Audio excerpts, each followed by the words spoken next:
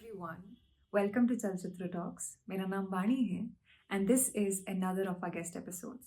इस एपिसोड में हमारे साथ रत्ना मैम है, Ratna Pathak Shah, and I've been a big fan, be it Lipstick Under My Burqa or Sarabhai versus Sarabhai, Kapoor and Sons, or one of my favorites, Idhar Udhar. And a few days ago, I actually had this opportunity to sit down with her and talk to her about her inspirations, her influences, her philosophy in life.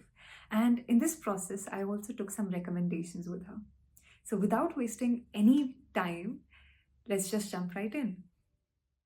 Hi, ma'am. How are you? Good, thank you. Not bad so far, COVID free. Yes, ma'am. So, there are a few questions that I have planned for you, and I hope you like most of them. So, my first question for you is, who are your favorite interviewers um, from of the country or from across the world? The interviews that you really like and admire. I Yes, ma'am. like the way Shoma Chaudhary conducts her interviews, for example. I've been seeing some of the work that she's been doing, and I find that her questions are very interesting and often leads to, having to think in a different way, etc. So I enjoy watching her. I enjoy watching some of the roundtables that Rajiv Masand does, for example. Some of them are very interesting. I can't think of any others off the top of my head. Sure, ma'am, that's completely all right. I will try not to ask you a lot of anecdotes. My next thing that I really wanted to know was there's this woman called Maria Popova, and she runs this website, Brain Pickings.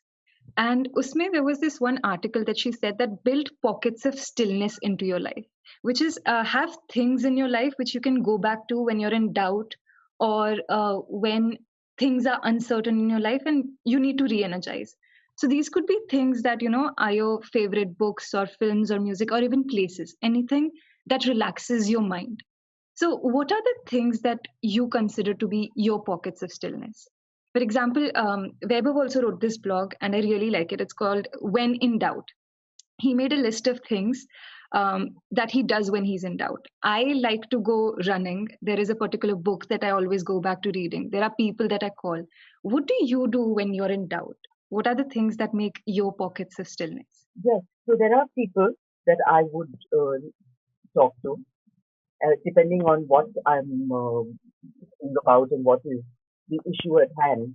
If it is what's happening around me in the world, I tend to read about it, or I tend to speak to people whose opinion I trust and who I can expect to give a clearer picture to me. And then I definitely go back to certain books.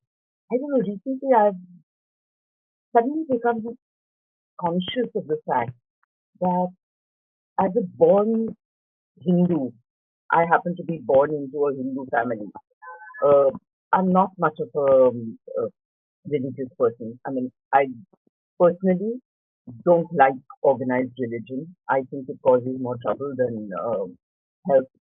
And I do feel the need now suddenly to try and understand a little more of what this business of being a Hindu is all about. For the first time in my life, I'm aware of myself as a member of a religious denomination.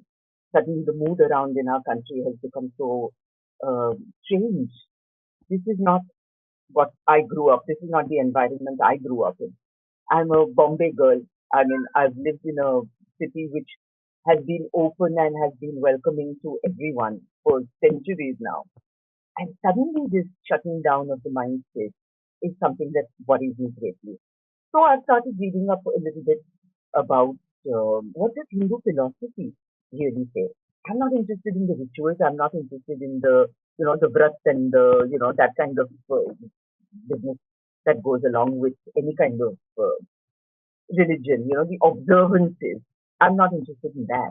But I'm interested in the philosophies behind them all. So I am trying to read up, and of course, I started with the slightly easier route with somebody like Devdas Patnaik, who does seem to make things contemporary for me to understand in my personal context today. I find that that is very interesting for me. His book, My Gita, I found that extremely interesting because, you know, um, there's different ways in which one has looked at the Gita over the years without really knowing too much about it or reading very much about it. So I'm trying to educate myself. I want to find out what it is that makes this way of looking at the world meaningful for me today. So that's one of the things that I've been doing, going back to something that came to me as story and cultural input rather than any conscious understanding or effort on my part.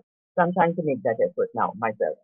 And I think that's necessary because if I'm going to have to counter this version of the world that's going around, I must have something to hold on to be concrete about. So that's one of the things. I also like to read about other actors. I find it hard to read biographies very easily or autobiographies, but once in a while you come across autobiographies or biographies that help you make sense of the work that you are doing. I read a couple of books by Simon Callow in this period of the lockdown. Simon Callow, he's an actor himself. He acted in a film called Amadeus and has acted in a lot of films also. He's a wonderful actor himself. And he writes in the most beautifully researched and really deeply felt way about other actors. He's written a couple of biographies uh, about on Charles Lawton and on Orson Welles, and I read both of those just now during this lockdown, and I found that so fascinating, absolutely wonderful. The struggle of these creative people to give shape to what they think is important, and doing so, particularly with Lawton, one gets a sense of what is important for an actor. What does one focus on? What is one looking for? What is this business of truth in acting? David Mamet writes wonderfully about that too. Though strangely, when he writes his own plays, he makes the same mistake that he warns you about when you're reading or looking at acting or theatre or plays. In any case, he seems to be making the same mistake, except that when he writes about it, he's extremely lucid and very very clear, and I find much of use to me as an actor. I also, in the Callow books particularly, I realized what a wealth of archival material exists in the West and how short we are on that front. Of course, things have changed. Lots of people are writing, lots of people, many more books are coming out about even our theatrical and film history. So that's interesting. I find that that's very, very useful. Shanta Gokhale's book on theatre in Mumbai during the 60s and 70s, I found that thoroughly entertaining. I mean, that's something that one does learn from. And there's been a shortfall in our own archival history. So I'm hoping that many more people will write and write better and write more in depth about this business, not only in terms of what is successful, but why is it successful? That's what Callow does, using other people, other writers, other critics. I mean, look at the wealth of criticism available to a writer like Callow when he's talking about performances on stage, which don't exist anymore. So you and I can't look at them today. But he describes those performances and makes them come alive for us.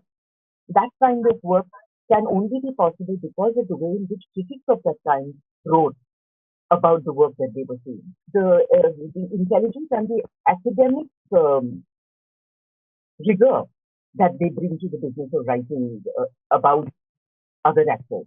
Now that is just fantastic. We just don't have a history of good criticism in our country. And I think that's a terrible thing for any creative form to not have somebody act as a link between what you are doing and what the audience is seeing. The audience needs to be educated at the same time. So that link Yes, ma'am. is missing. The critics link, which is missing in our cultural and creative life, that is a need that I feel very strongly about, and I find that it is being fulfilled. The writing is not so great as yet, but it's happening. It will take some time to figure it out, but it's happening, and that's what's important. It's happening. So I find actors' biographies or autobiographies terribly interesting to read. That's another way of finding stillness. When you see the struggle others have had, when you see the way they took out of it, it gives you the strength and the direction in which to continue. So that's definitely an area of stillness.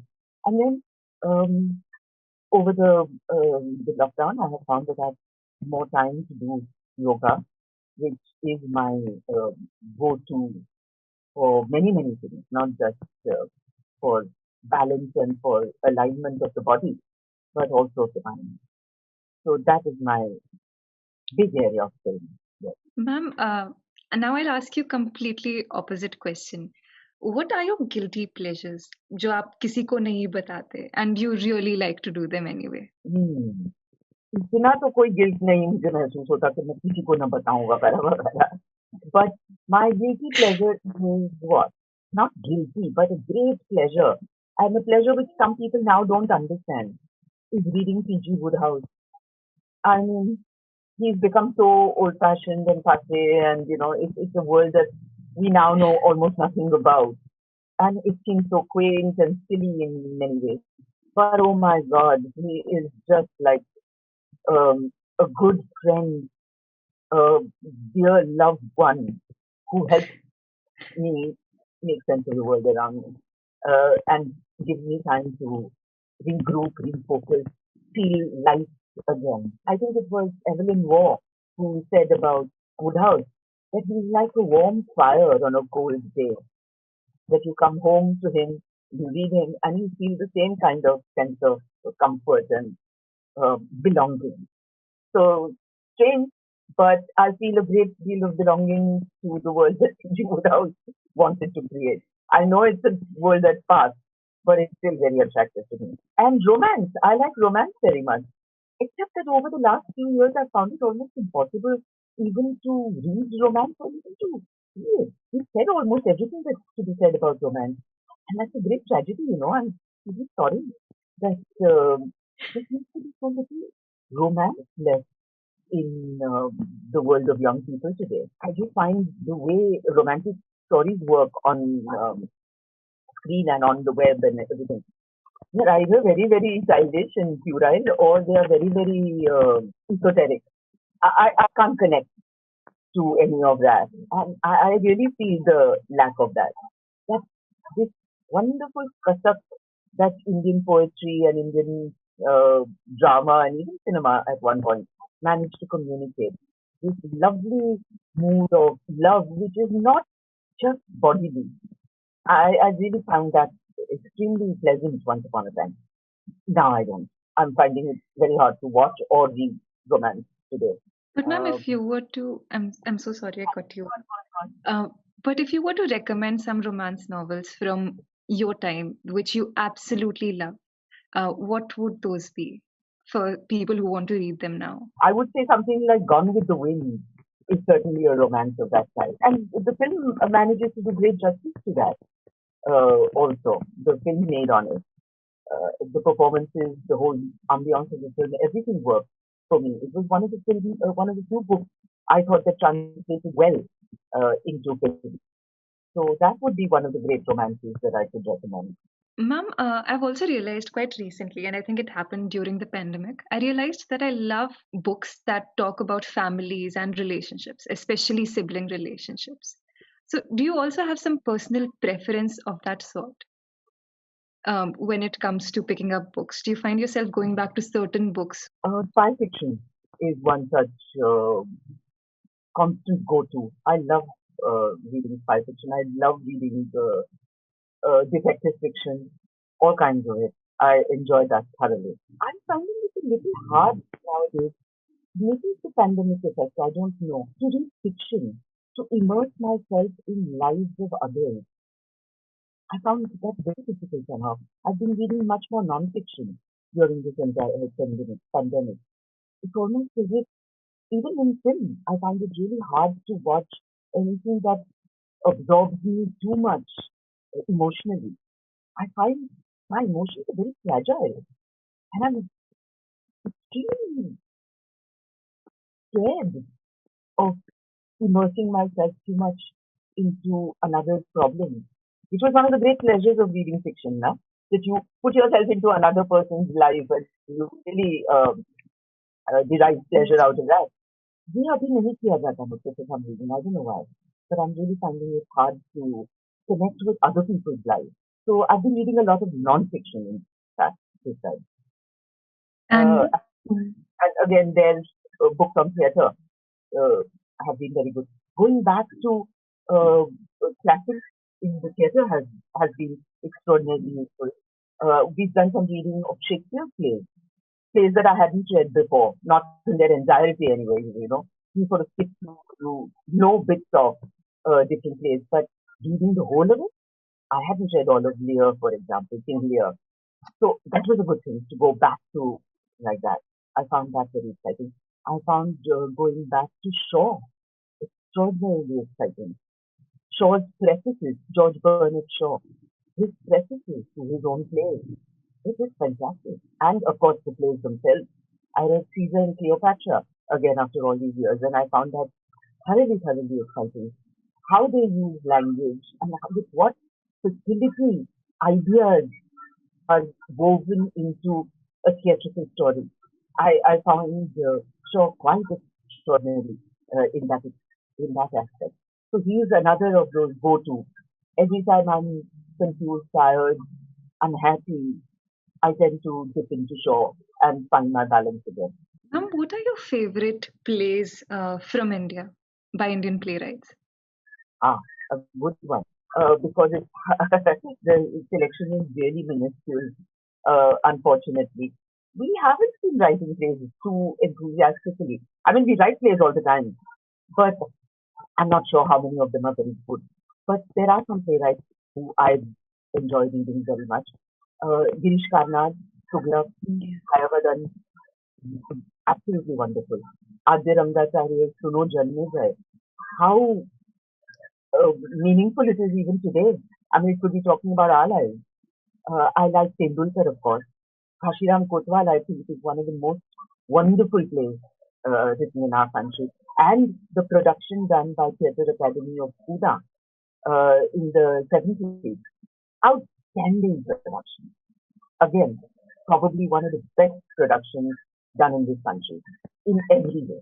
Performance-wise, production, presentation, sound, uh, set, costume, everything works in that. It's quite extraordinary. Other playwrights, I like Satish Arekar very much. As you can see, they are mainly writers from Maharashtra because I come from Maharashtra and I see a lot of the theatre here. So I tend to know more about it. Now, these are people whose playwriting skills I like very, very much. They are people who communicate very complex and very interesting ideas and relationships in the medium of a play. Writing a play is very difficult, you know, because it's not the same as writing a book or a short story. There's no chance of description, and the action and the relationship needs to expose themselves through the course of the play. We tend not to do that. We just tend to put everything into the mouth of a character. Whatever the character is feeling, whatever the character is going through, comes through the mouth of that character. It doesn't emerge out of the play. I think that's bad playwriting, and I'm afraid we are quite guilty of that. But these are playwrights who have managed to skirt that and have really managed to communicate ideas and relationships through the process of a play.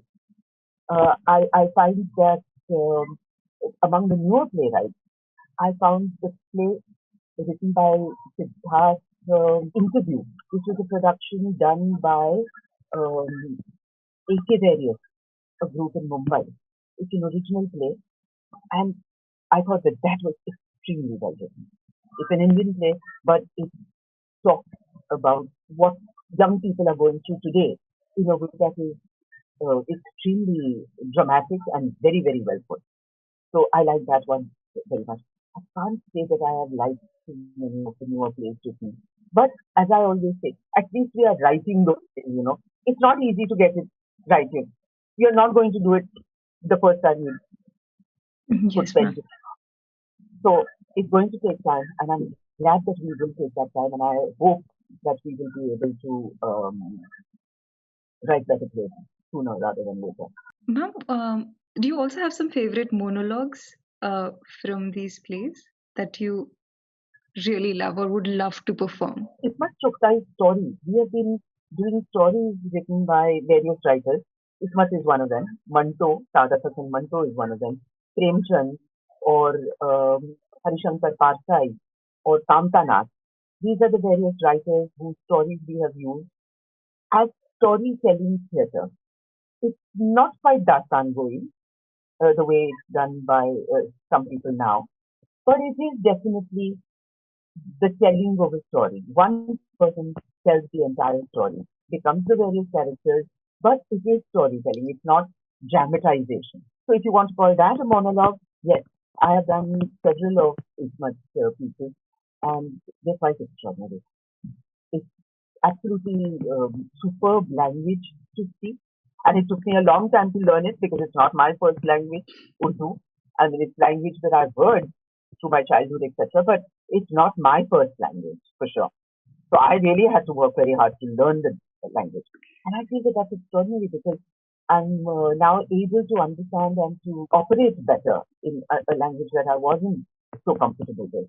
So that is one of the big advantages. But it's not just everything she writes.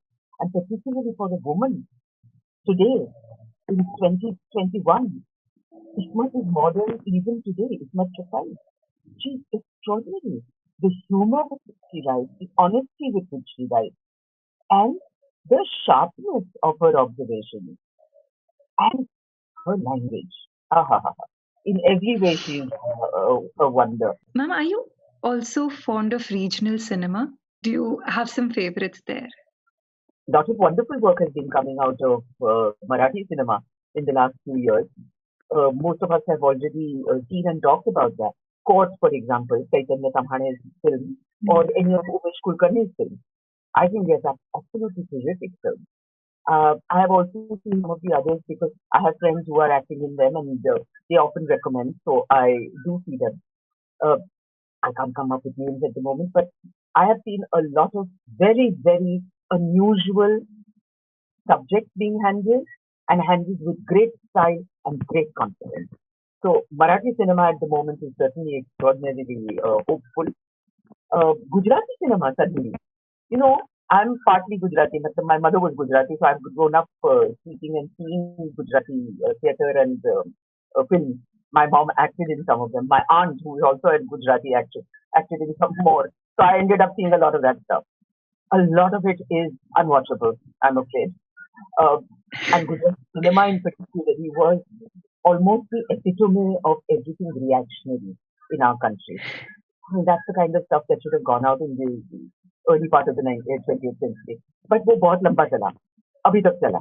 And suddenly, Gujarati cinema is finding new subjects, new people, new actors, new stories, new characters. And it's fantastic. I'm so impressed with this.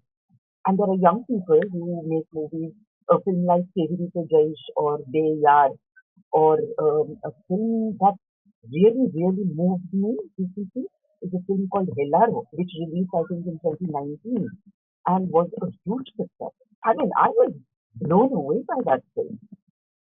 To see such a modern film coming out of Gujarat, aha, my heart was totally delighted at that thought. And I've met and spoken to some of the people who were involved in that film, and I know how difficult it was to make it and how much effort went into it. I say hats off to these young people for doing that. And I have been offered films in Gujarati now, and I'm very excited about doing work. I wouldn't have been so excited, say, 5 years ago even, because of the kind of films that were being made. But today, suddenly, now here's a new way of telling stories. And I'm so excited about it, about Bloody Time. Gujarat has suffered so much. We have not had original playwriting. We have hardly had any original storytelling, novel writing. So little has come out of Gujarat culturally.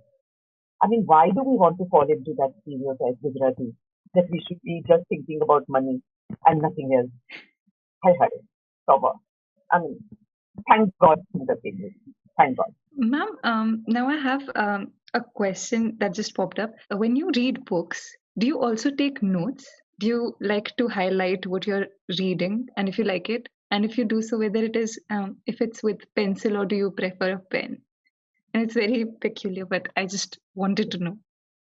I used to annotate a lot when I was younger.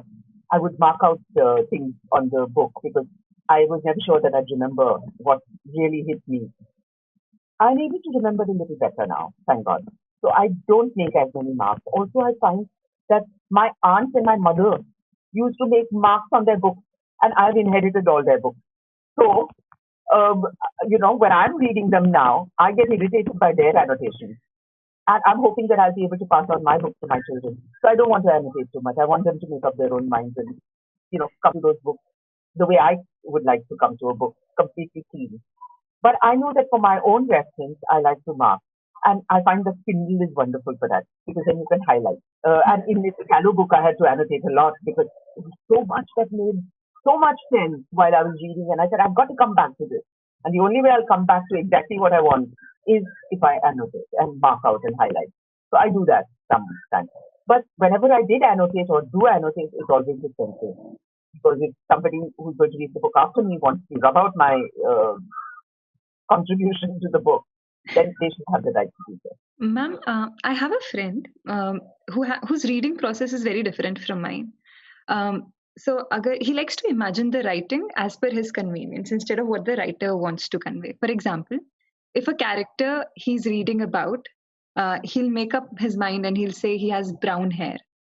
And on the 71st page, अगर writer ने specify किया that perhaps the character has black hair, he would not reimagine it. He would just say कि नहीं, मुझे brown बाल चाहिए, मैं brown बाल रखूंगा. Do you also like to do that? Do you follow what the author has written, or do you like to make up your own mind about the characters? Combination of the two always, isn't it? I mean, again, looking at it from the point of view of an actor, for me, the script is where all my clues are coming from.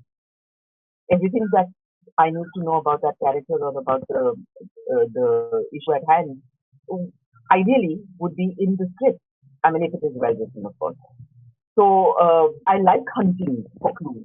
I love hunting for clues in a book.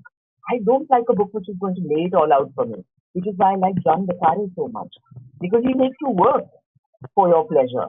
You've got to read that book and you've got to follow and you've got to stay with him, go back and forth because he goes back and forth so much as he writes. I love exploring the book. And certainly there are cues that the writer gives you. But then also take my mind. I'm filling in all the details. I'm filling in all kinds of images and ideas and pictures in my head.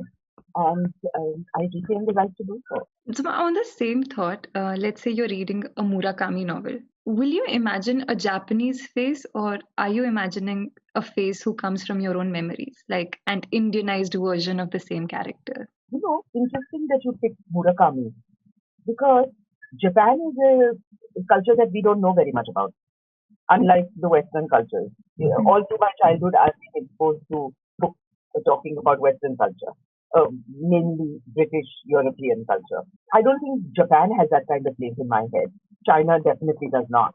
So when I'm reading a book about these places, I think the presence of that particular ethnicity or that culture is an important part of the pleasure of reading that book. Yes, ma'am. So yes, imagine or what I think would be a Japanese or a Chinese or a Korean situation. But certainly I know people who have had the same kind of experiences or similar experiences who behave like this or who think like this.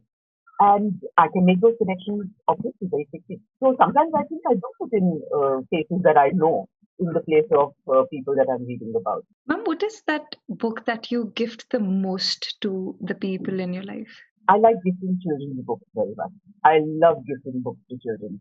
I read children's books all the time. I really find them extraordinarily creative and some of the most beautiful illustrations and the most lovely ways of looking at our people and our culture emerge out of children's books.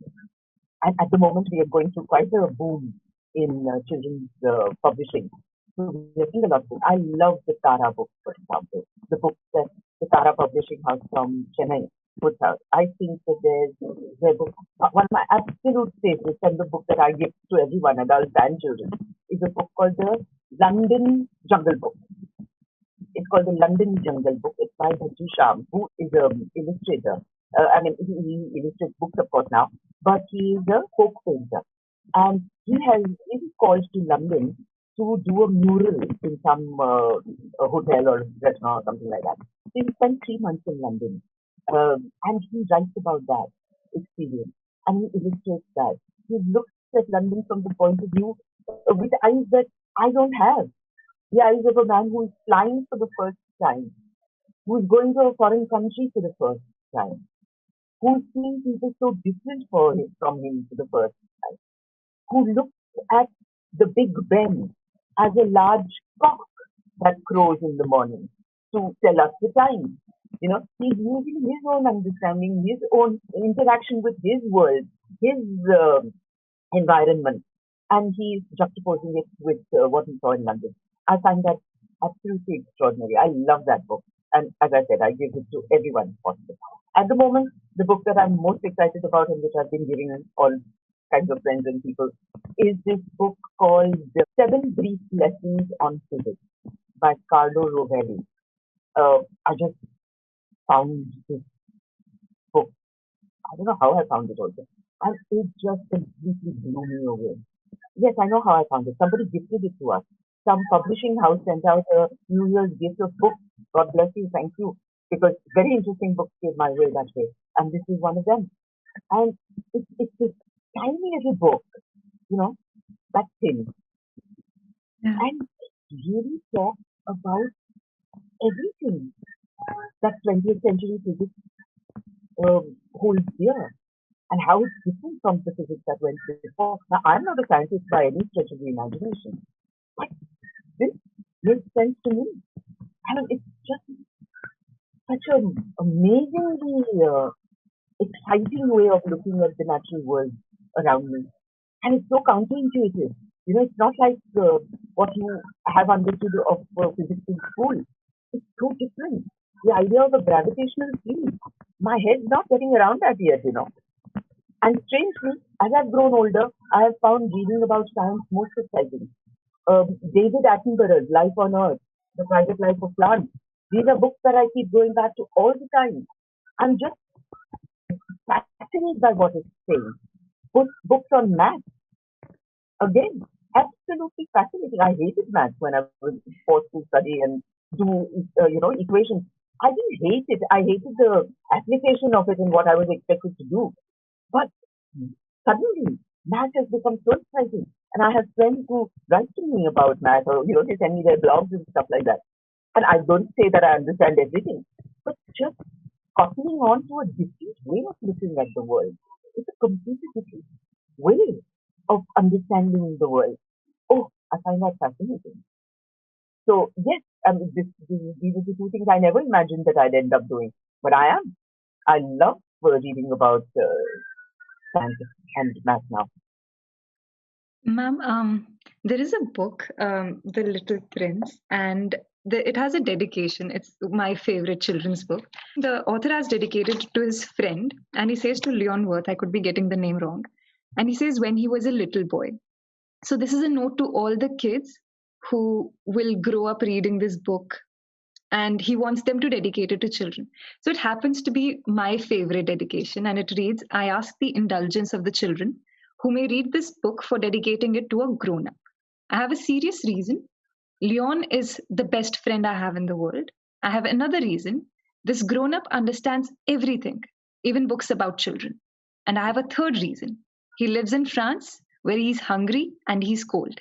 He needs cheering up. If all these reasons are not enough, I will dedicate the book to the child from whom this grown up grew. All grown ups were once children, although few of them remember it.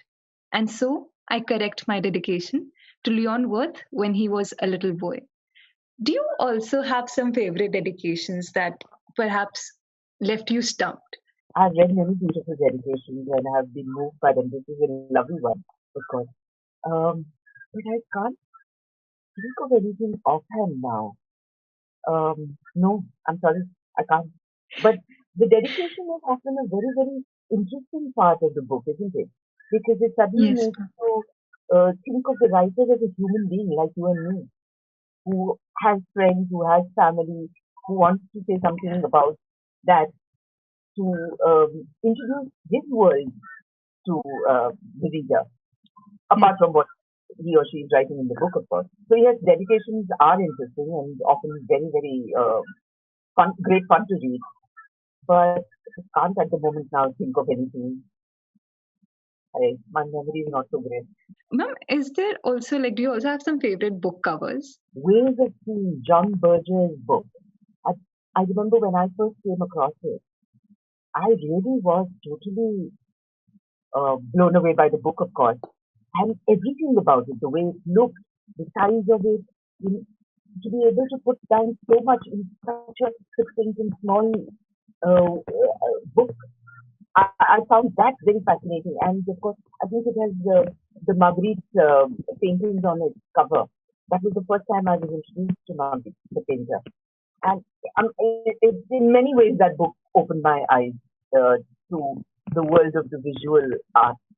Yeah. So I think that one, yes, definitely. But what I really loved, when I was a young person, one found these little self-published or small publishing house kind of book. And there was a publishing house in Calcutta. It was this lovely little shop in Calcutta, I remember. And they covered their book. They brought out books on poetry and Indian writers, all original work. And they brought out these books which were covered with silk or with sarees, you know, the kind of saree borders. They'd use the borders in different Yeah. ways on the book cover. And it would be cloth book covers. I remember being fascinated by those. I loved those books.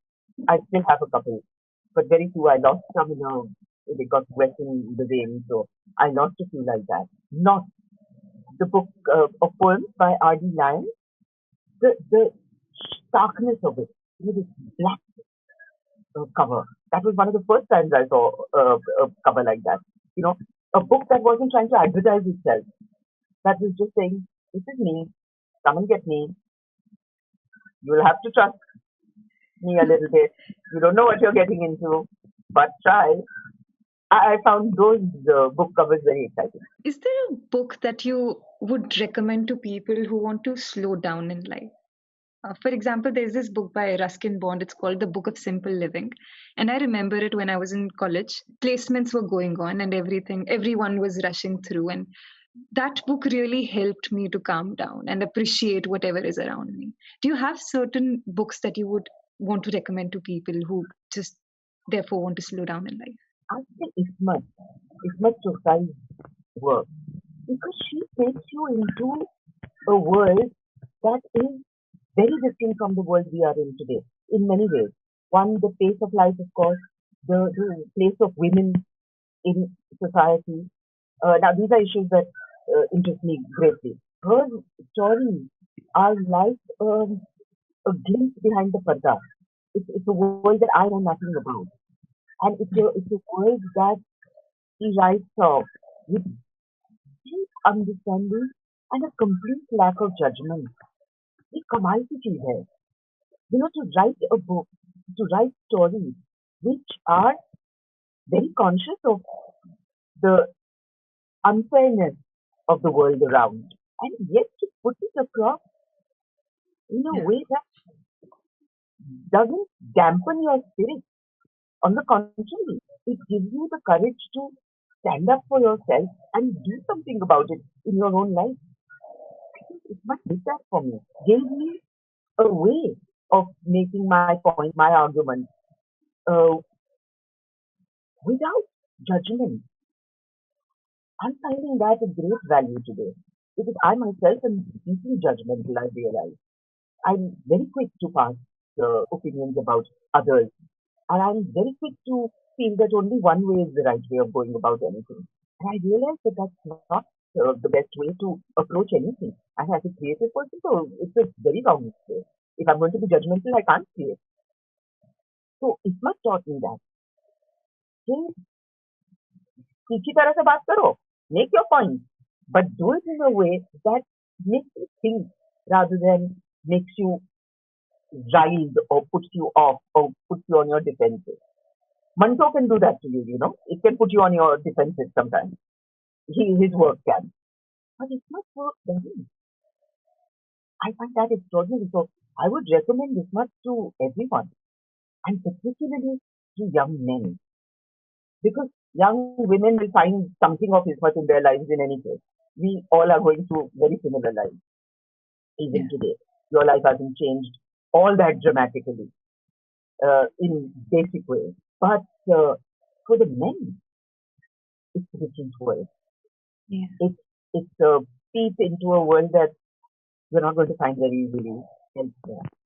So I do recommend it to men very strongly to just be able to see how men and women behave with each other and to form opinions on their own on that basis. It must just lays it out for you and says, अब अपना सोचो, तुम सोचो, where do you stand? Mom, do you also write a journal or maintain a diary? I've tried many times, but I just can't develop the regularity required for that. I do put down what I'm thinking about here and there, and I try to write coherently. I find that very difficult. I'm all over the place. But I do want to. I do want to learn how to write, to find a way of putting my ideas across in a way that makes sense to others and not just me. Ma'am, we recently also, this is, I don't know, we started a new series on the channel, Vaibhav and I. It's called VM Calling VM. It's somewhat like Karthik calling Karthik, but so it's VM calling VM. Vaibhav and I basically rant to each other in the video about some unpopular opinion that we have. For example, in the first episode, I spoke about why I hate Charles Bukowski.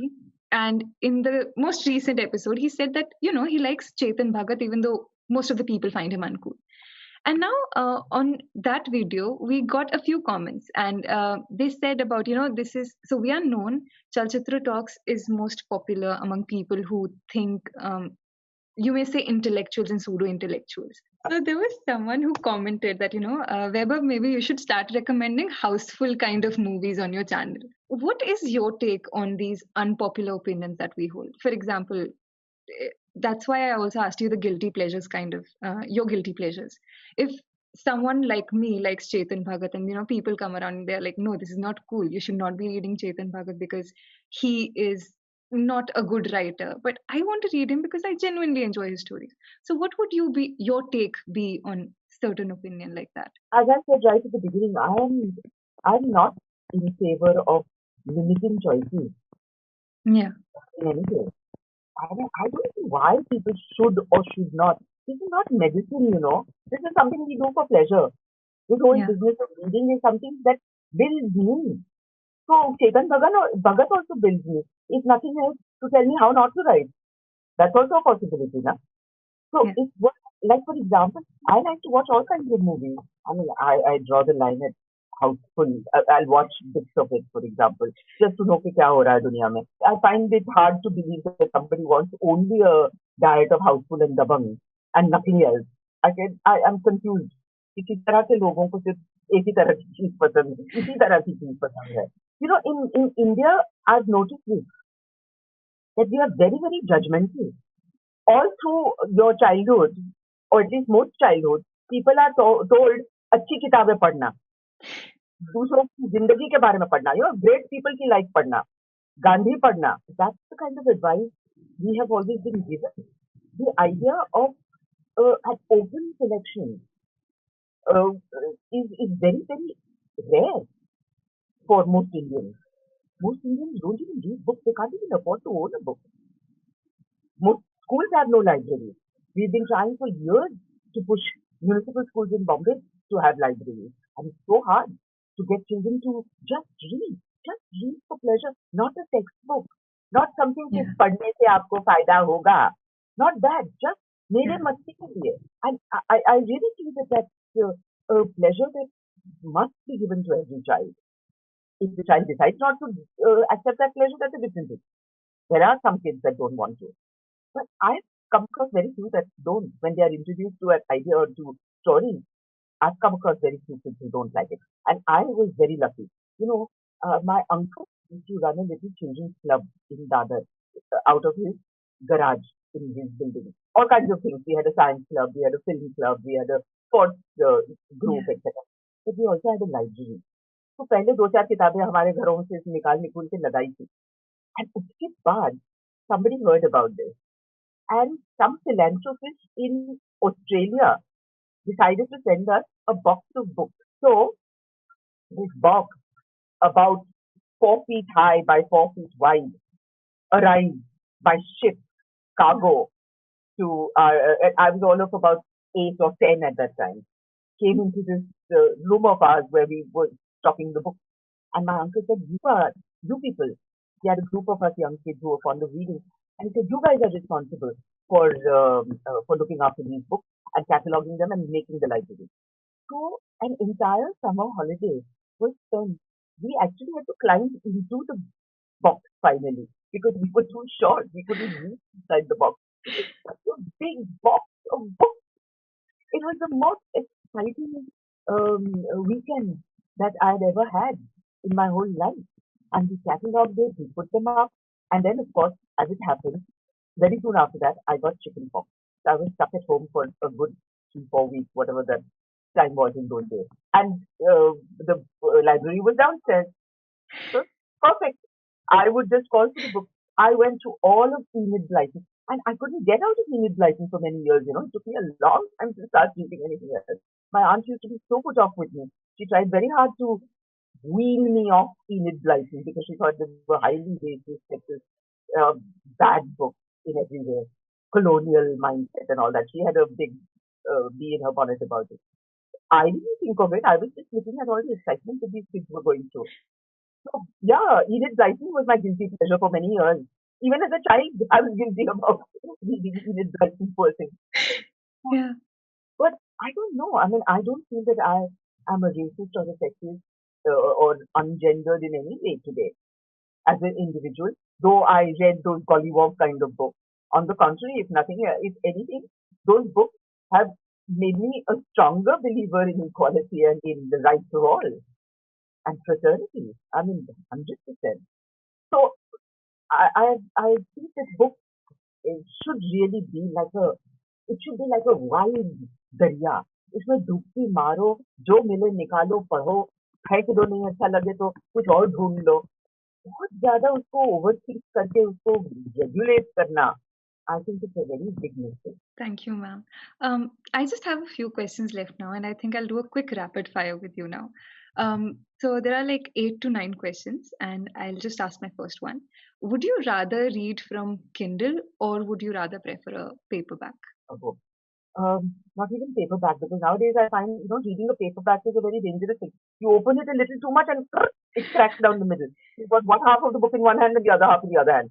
So paperbacks are a bit tricky at the moment. But as far as the weight of the book, the amount of light available, my eyesight, everything combined, Kindle is a big help. It's a big help. On shoots particularly, because I know I can't wear my glasses. I get this kind of a mark. And then the cameraman says, ये mark पहले shot में नहीं था, अभी आ गया, इसको हटा. So I can't afford to wear my glasses when and you have to wait hours on a set. So reading is one of the few things that you can end up doing. Yes, a Kindle is a huge help at that time because you can increase the font size. Seriously, I love it. Ma'am, would you rather send letters or send postcards to people? Letters, letters. Okay. Do I you find still postcards write more. letters? I try to, but there was a friend, matlab, my mother-in-law's friend actually, and she was a great letter writer. As long as she was alive, I used to write to her. Mrs. Kapoor was a wonderful, wonderful woman and such a such a personality. She loved writing. She loved hearing about people. She loved telling her own stories. So as long as Mrs. Kapoor was around, I did write to her. But now, I mean, mail seems to be so much easier. Okay. And I was really afraid of asking you this, but this is something I ask every guest. So if you were at a gunpoint, what would you read? Twilight or 50 Shades of Grey? These are my only options. Yes, ma'am. Then maybe Twilight. Because the 50 Shades of Grey is a sort of a Mills and Boone on steroids. You know, I've got the Nelson Moon number in my childhood. वो हो गया. अभी now I can put that away safely. Twilight type of stuff. This sort of semi-adult fiction. I haven't come across too much of. I haven't even seen the I think it was a film or was it a serial or something? It, I yes. haven't even seen any of that. So that's unknown, uncharted territory. I'm curious. Would you rather have hiccups for the rest of your life or feel the need to sneeze constantly? Well, I suppose sneezing rather than hiccuping. I used to sneeze like a mad woman, and my poor kids do that. They've inherited it from me. Uh, until I was about 30, I think I just sneezed and sneezed and sneezed, so I'm used to that. Hiccuping I haven't done too much of, so I'd rather stick with the sneezing. Would you rather be the most skillful or the most lucky person on planet? Skillful. And Most would you rather, sorry? hard to do that. How can I be the most skillful person on the planet? He's not Donald Trump. He's the most skillful person in everything, everywhere, in the whole world and beyond. But हम तो वैसे नहीं है एक department में थोड़ा बहुत skill I would like to acquire. Ma'am, would you rather have aliens invade the earth or have a zombie apocalypse on earth? My goodness, your choices are getting really dramatic. Aliens, zombies, बेचारे मरे हुए बंदे उनका क्या करना? ये कुछ नया आएंगे ना aliens. Would you rather never watch films again or never listen to music again? Terrible. Why are you asking such horrible questions? This is the last question. But why these horrible choices? Never watch a film again for the rest of my life. I can act in them still, na? Yes, Then I yes. think I would prefer to live with, without the film watching, but definitely listening to music. Would you rather fight 100,000 ants or fight 8 squirrels? I'll fight the squirrels. The ants are not that. They mean business, and if they want to attack, they're going to get their way. Whereas squirrels are stupid. I'll stick with the squirrels. Also, ma'am, my mother is a big fan, and this last question is from her. Which performance did you prefer, Idhar Udhar or Sarabhai versus Sarabhai? Again, very difficult choice. Idhar Udhar. Not for any other reason except that that was my introduction to comedy. And I genuinely believe it saved my life in every way. It was the first professional job I got. I mean, I've done a couple of blink and miss it kind of parts in a couple of films and had just not been able to get any work at all after I came out of the NSD. Any paying work, that is. I was working in the theatre, fortunately, but I wasn't being able to get any outside work. And Idhar Udhar came to me. And more than that, I wasn't playing the straight babe. I was playing the dumb blonde. Oh, I love that. I love that. And in fact, Amin told me that I want you to play the dumb blonde. Will you be willing? And that's why I said yes. If I'd been given the other part, I may have said, oh my God, what a bore. But this was fantastic. Also, it was the first time that this kind of a sitcom was being tried in India. One of the first times. We were among the pioneers. We were all learning on the job. Nobody knew anything. We took 7 days to shoot the first episode. Hmm. One single 30, 25 minutes, 23 minutes जो भी होता था. Episode took us 7 days to shoot. Because cameraman, director, writer, producer, everyone was new. Everyone was figuring out कि कैसे करेंगे. ये TV है किस चीज का नाम? कैसे मैनेज करेंगे इसको? So definitely Idhar Udhar was a major padav in my life, you know. And Sarabhai was great fun. But by then, I was a little more confident, a little more sure of myself. I knew a little more of what I was doing. Thank you so much, ma'am. So that was my last question. And before we go, I just had a final request. If you could please ask our viewers to subscribe to Chalchitra Talks and like this video and share and comment. If you have watched this and found it interesting, and I hope you did, I hope you will watch some more of the Chalchitra Talk. It seems recommendations are useful because while I was watching their other episodes, I suddenly made a list of my own things. So, हाँ हाँ ये तो छूट गया वो याद नहीं आया अरे yes I wanted to see that I'd forgotten about it yes I did want to read that oh my god I didn't know about this I'll definitely read it so I must say the recommendations work very well for me too and I hope they will work for you so do watch and subscribe and share and do all your stuff